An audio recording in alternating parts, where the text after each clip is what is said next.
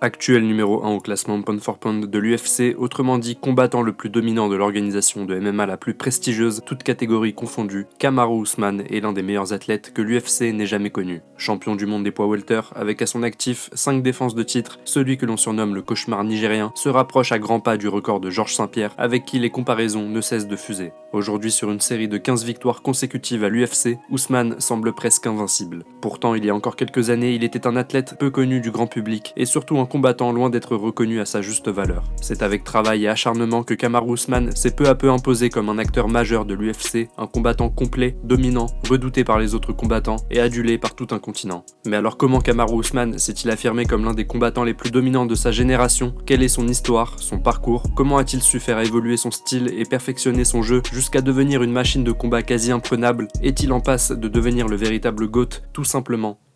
Qui est Kamaru Usman?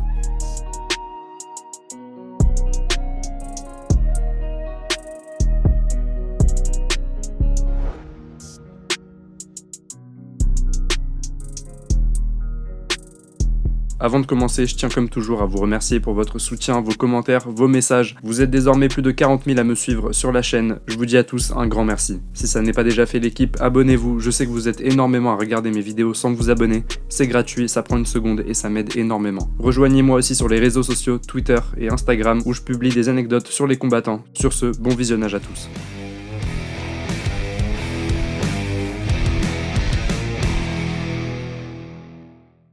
Kamaru Usman naît le 11 mai 1987 dans la commune d'Oshi dans l'état d'Odo au Nigeria. Il grandit dans une famille de classe moyenne. Son père est un officier dans l'armée nigérienne, sa mère est enseignante. C'est aux côtés de sa petite sœur et de ses deux frères, dont l'un deviendra d'ailleurs lui aussi combattant de MMA professionnel, que le petit Usman connaîtra des premières années d'enfance assez difficiles. Interrogé sur son enfance, il se rappelle avoir parcouru régulièrement des kilomètres pour aller chercher de l'eau potable et la ramener en la portant sur la tête. Il se rappelle également des nombreuses coupures d'électricité qui pouvaient durer des semaines. Il travaille également à la ferme familiale pour aider à la récolte agricole, mais cette vie de paysan ne dura pas longtemps puisque son père, Mohamed Usman, parti dans un premier temps aux États-Unis pour effectuer des études de pharmacie, décide en 1995 de ramener toute sa famille avec lui afin d'offrir un avenir meilleur à ses enfants. Kamaru a alors 8 ans lorsqu'il émigre aux États-Unis, où il s'installe avec sa famille à Dallas, dans l'état du Texas. Là-bas, Usman apprend rapidement l'anglais et s'imprègne de la culture américaine. Au lycée, il se met, comme beaucoup de jeunes, à jouer au football américain, mais il va rapidement troquer ce sport pour la lutte, discipline pour laquelle il se prend de passion et se révèle encore bien meilleur, même si de son propre aveu il raconte qu'à ses débuts, il essuyait plusieurs échecs face à une fille bien plus expérimentée que lui. Mais Usman apprend très vite et il accumule à la fin de son lycée un bilan de 53 victoires et 3 défaites et il termine 3e au championnat régional de l'état du Texas. Avant de rejoindre l'université, Usman participera également à des championnats nationaux au cours desquels il croisera d'ailleurs la route d'un certain John Jones. À l'université du Nebraska, le jeune Kamaru continue de développer sa lutte et passe dans une toute autre dimension encore. Durant ses 3 années d'études, il va faire partie du top 3 des meilleurs lutteurs des États-Unis et combattra à 2 reprises en finale de championnat national. Et pour couronner le tout, il remporte en 2010 le championnat de la 2e division de la NCAA en lutte avec un bilan impressionnant de 44 victoires en 45 oppositions et avec une jolie série de 30 victoires consécutives. En 2011, il participera en tant qu'entraîneur de lutte à la 14e saison de The Ultimate Fighter, l'émission phare de l'UFC. S'entraînant avec l'équipe nationale de lutte des États-Unis, Usman tentera également de participer aux Jeux Olympiques de 2012, mais plusieurs blessures en chemin l'en empêcheront. Devant l'échec, Usman fait alors le choix de se tourner vers les arts martiaux mixtes, ce qui sera certainement la décision la plus fructueuse de toute sa carrière. Le jeune Kamaru fait alors ses débuts en MMA le 30 novembre 2012 face à David Glover dans la catégorie welterweight de l'organisation RFA. Le Nigérien de 25 ans affiche déjà un physique monstrueux et des qualités athlétiques impressionnantes. Il domine le combat debout comme au sol et finalise son adversaire par TKO à la fin du 2e round. Il perdra néanmoins son prochain combat face à un adversaire un peu plus expérimenté, José Caceres, qui en était à son 7e combat de MMA. Étant donné son énorme background en lutte, le jeune Nigérien était quand bien même donné favori pour ce combat. L'Américain parviendra à prendre son dos et lui placer un étranglement arrière avant la fin du premier round. Suite à ce revers, Usman rebondira avec une victoire par TKO au premier round face à Rachid Abdullah, puis il enchaînera 3 combats dans l'organisation régionale Legacy FC, 3 combats qu'il remporte tous par TKO. Avec un bilan de 5 victoires et 1 défaite et 4 finitions consécutives, Usman intègre le casting de la 21e saison de The Ultimate Fighter pour tenter de décrocher un contrat avec la prestigieuse organisation. Dans cette saison inédite, l'émission opposait pour la première fois 2 grosses gyms MMA, l'American Top Team et les Black Zillions, dont faisait partie Kamaru Usman. Après 2 victoires obtenues sur décision, Usman accède à la finale du tournoi qui prendra place à Las Vegas le 12 juillet 2015. Il affrontera alors son rival de l'ATT, Heider Hassan. Le Nigérien le soumettra via un étranglement bras-tête incroyablement bien set-up. Dans un combat élu performance de la soirée, Kamaru Usman remporte ainsi la 21e saison de The Ultimate Fighter et signe alors un contrat de plusieurs combats avec l'UFC.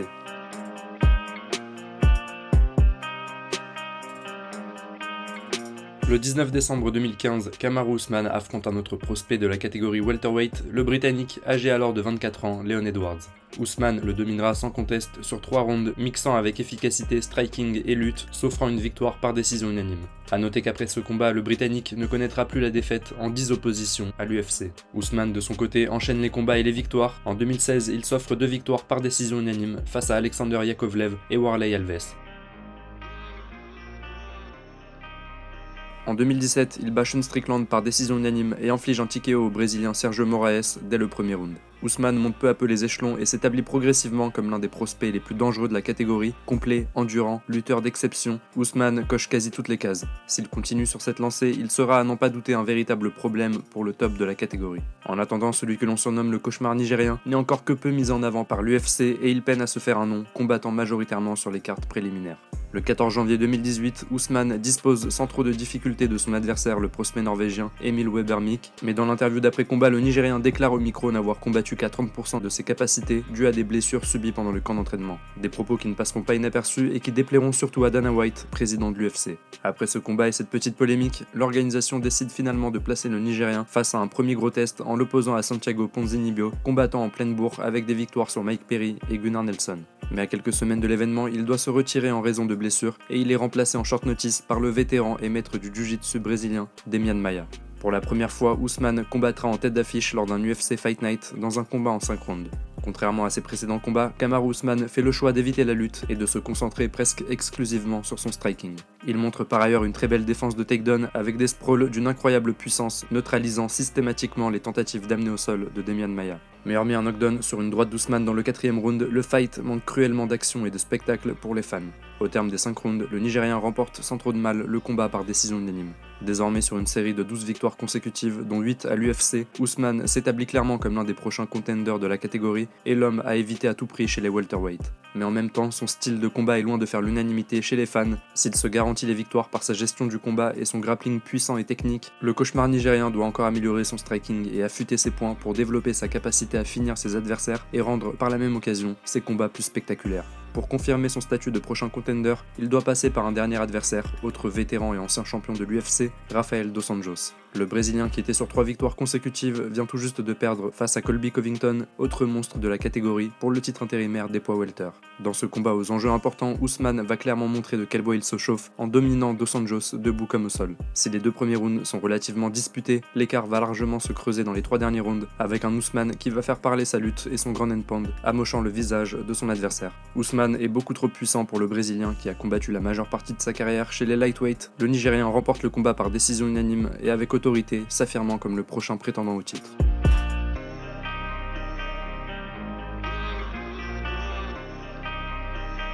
Devant le fait accompli, l'UFC n'a d'autre choix que d'organiser le combat pour le titre entre Kamaru Usman et le champion incontesté de la catégorie, Tyron Woodley.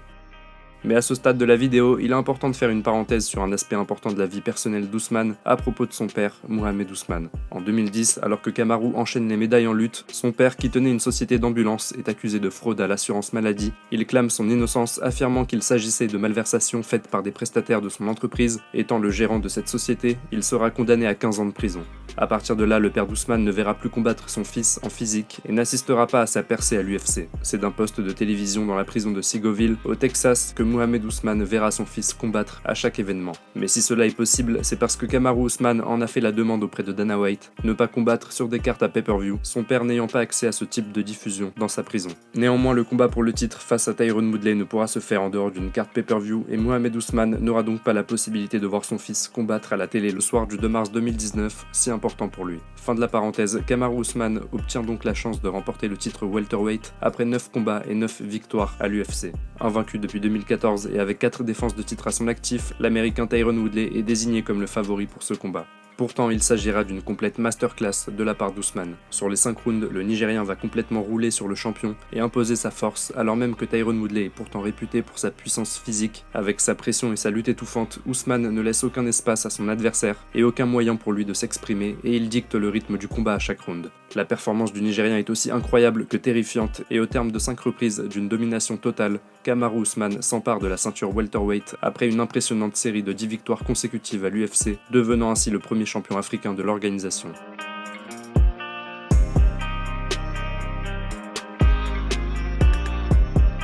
Après plusieurs mois de négociations, l'UFC organise alors un combat entre Kamaru Usman et l'ancien détenteur du titre intérimaire des welterweight, la machine à trash talk, Colby Covington.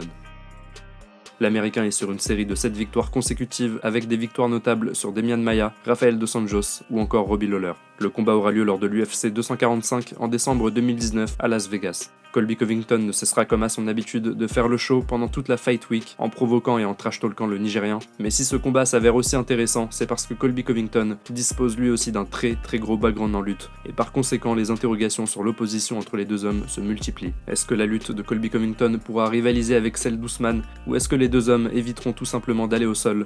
Le combat ira finalement vers la deuxième option. Les deux hommes se livreront à une véritable guerre, offrant à leurs fans l'un des plus beaux combats de l'année. Round après round, les deux combattants s'envoient coup pour coup, variant les zones de frappe, jab, crochet, uppercut, kick, genou, tout y est, et les deux hommes mettent une intensité rarement observée dans un combat en 5 rounds. Tous deux font preuve d'une résilience et d'un cœur énorme, d'autant plus pour Colby Covington, qui malgré la mâchoire brisée par une droite d'Ousmane en fin de 3e round, continuera à combattre avec autant d'intensité. Entre les deux hommes, les échanges sont si serrés que le score à l'issue de la 4e reprise est vraisemblablement de 2 rounds partout. Mais si dans les premières minutes de la 5e reprise, Colby prend globalement l'ascendant en striking, le champion va accélérer en fin de round et infliger un premier knockdown au challenger, puis un second, et cette fois le Nigérian termine son adversaire avec un grand endpoint à 50 secondes de la fin du combat. Kamaru Usman sort vainqueur de l'un des combats les plus spectaculaires de l'année et s'offre ainsi une première défense de titre.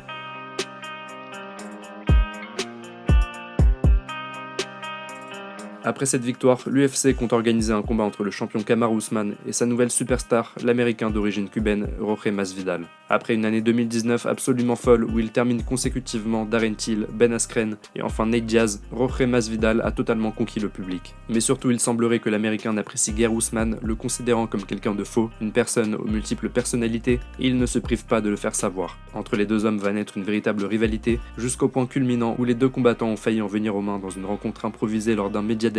Tout est réuni pour organiser un énorme fight, mais les négociations avec l'UFC du côté de Masvidal n'aboutiront pas et c'est finalement Gilbert Burns qui prendra sa place. Le choc entre les deux hommes devrait alors avoir lieu à l'occasion de l'UFC 251 à Abu Dhabi en raison de la pandémie du Covid-19 qui frappe le monde à cette période. Mais si les conditions dans lesquelles le combat doit avoir lieu sont assez particulières, sans public, dans une cage légèrement différente, le combat revêt également une dimension émotionnelle spéciale pour Usman puisqu'il affrontera son partenaire d'entraînement depuis des années. Par conséquent, Usman prend la décision de changer de gym pour aller s'entraîner aux côtés de Trevor Whitman, l'un des meilleurs coachs du monde en striking. Mais à quelques semaines de l'événement, Gilbert Burns est testé positif au virus et il est forcé de se retirer de la carte.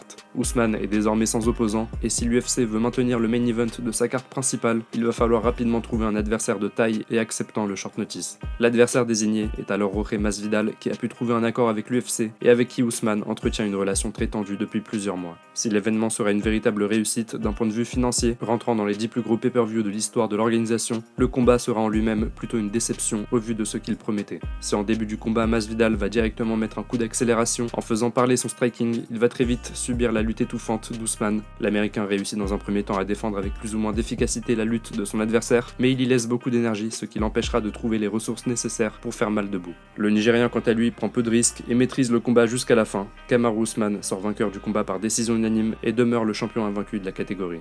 Après cette victoire, l'UFC organise alors à nouveau le combat face au Brésilien Gilbert Burns. Sur une série de 6 victoires consécutives, le numéro 2 de la catégorie est lui aussi un véritable monstre dans la cage. Expert du jiu-jitsu à la main très lourde, Gilbert Burns peut poser problème aux Nigériens, d'autant plus que leur passé commun fait naître de nombreuses interrogations. Les deux hommes se connaissent, ils ont sparé ensemble, savent leurs forces et leurs faiblesses, il y a donc un gros point d'interrogation à ce combat. Le soir du 13 février 2021, les deux hommes se font face, Ousmane refuse le check, le ton est donné, le combat peut commencer. Le Brésilien met directement la pression sur le champion et balance de gros middle kicks. Sur une puissante droite, il connecte le Nigérian et lui inflige le premier knockdown de sa carrière. Sonné, le champion est en difficulté et encaisse d'autres frappes du challenger, mais le Brésilien va commettre une erreur rédhibitoire. Sur un head kick, il glisse et tombe au sol, il y restera pendant un long moment, ce qui laissera largement le temps au champion de récupérer. Le choix du Brésilien est juste incompréhensible à ce stade du combat et l'erreur lui sera fatale. Le fight reprend debout et Ousmane trouve davantage de succès en striking même s'il continue à encaisser des puissantes frappes de son adversaire. Dans le deuxième round cependant, la tendance s'inverse, Ousmane prend l'ascendant debout grâce à son jab net et précis, il met une première fois knockdown le challenger sur un bras arrière, puis repousse la lutte du Brésilien et l'accule contre la cage.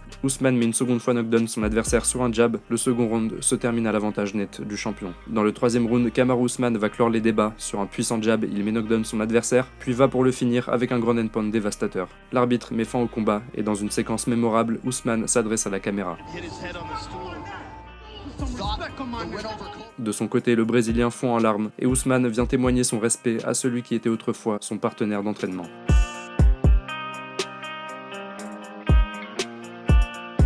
Avec cette victoire, Ousmane établit un nouveau record, celui de la plus longue série de victoires en welterweight, au nombre désormais de 13, et il affiche également des progrès monstrueux en striking, fruit de sa collaboration avec Trevor Wittman. Après cette dernière victoire spectaculaire, il est question d'un rematch avec la superstar Jorge Masvidal. Beaucoup pensent que l'Américain n'a pas eu l'opportunité de combattre à son plein potentiel et qu'avec un véritable camp d'entraînement, le combat serait beaucoup plus compétitif. L'UFC organise alors le choc qui aura lieu en main event de l'UFC 261 en Floride à Jacksonville. Dans le premier round, Ousmane fait parler son jab, Masvidal quant à lui travaille en kick et nargue son adversaire. Le champion score en takedown et maintient son adversaire au sol pendant plusieurs minutes. Le premier round se termine à l'avantage du Nigérian. Mais dès le début de la deuxième reprise, Ousmane va infliger un KO tout simplement monstrueux à l'Américain. Après une feinte de jab, il enchaîne avec une droite surpuissante qui éteint la lumière de Jorge Masvidal. Le cauchemar nigérien poursuit avec des frappes au sol, l'arbitre stoppe le combat. Kamaru Usman termine ainsi Jorge Masvidal au deuxième round dans une séquence terrifiante qui restera dans les annales en tant que meilleur KO de l'année 2021. Il demeure par la même occasion le champion incontesté de la catégorie des welterweight. Mais pour Usman, la joie est encore plus grande puisque pour la première fois depuis 2010, il a pu combattre aux côtés de son père, libéré après presque 11 ans d'emprisonnement.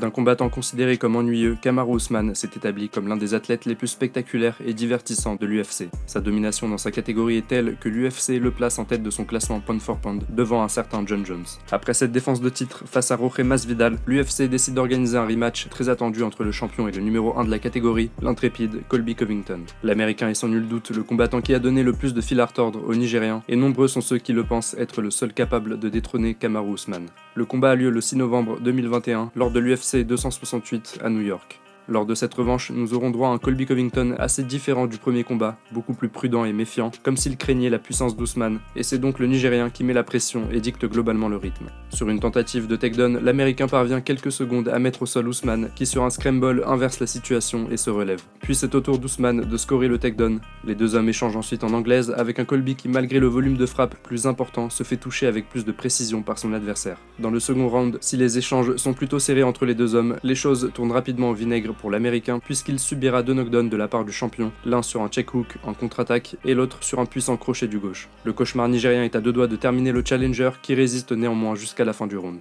Fort d'une détermination sans faille et d'une capacité de récupération remarquable, Colby Covington va rapidement reprendre du poil de la bête et marquer de nombreux points, touchant Ousmane sur plusieurs enchaînements en anglaise et réussissant même à amener le champion au sol. Dans le cinquième et dernier round, les deux hommes s'envoient coup pour coup. Si tous les deux ont de la réussite, c'est Ousmane qui prend le contrôle de l'octogone, accule le challenger contre la cage et remporte donc ce dernier round. Au terme des 5 reprises, Kamaru Usman sort vainqueur de ce combat par décision unanime, s'offre une nouvelle défense de titre et porte à 15 le nombre de ses victoires consécutives dans l'octogone de la prestigieuse organisation.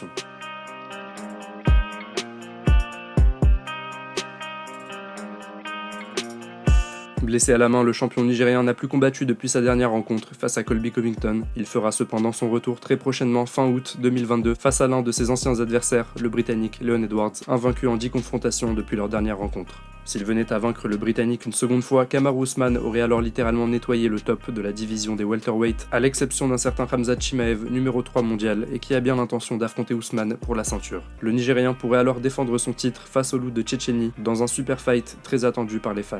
Mais Usman a également évoqué son souhait de monter, non pas d'une, mais de 2 catégories de poids, afin d'aller chercher une seconde ceinture UFC chez les light heavyweight, voulant éviter d'affronter son compatriote nigérien Israel Adesanya. L'avenir est encore radieux pour le Nigérian de 35 ans, qui se rapproche lentement mais sûrement du statut de GOAT, marchant sur les pas de son prédécesseur, Georges St-Pierre. Et s'il venait à concrétiser ses ambitions, il pourrait même mettre un coup d'avance aux autres légendes de ce sport, s'affirmant comme le véritable GOAT du MMA.